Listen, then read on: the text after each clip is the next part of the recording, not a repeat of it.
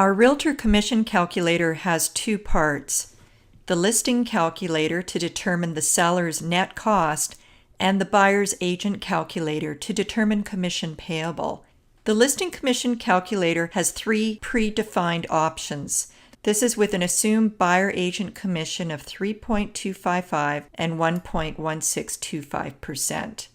To determine the buyer's commission, click on Selling Commission, enter the two commission values as per the MLS, enter the sell price, and click Continue or Enter, and the commission payable will display for the buyer's agent and the GST due. If you wish to enter a different price, simply use your backspace key and click Enter or Calculate, and it will display the new buyer commission payable and GST due. To change the percentages, click on the X and then click on Selling Commission and start from scratch again.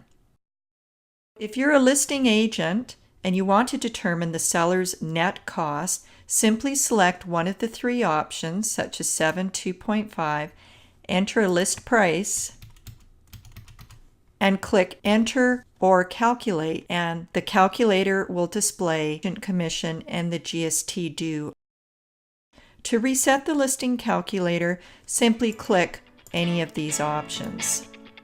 Thanks for watching.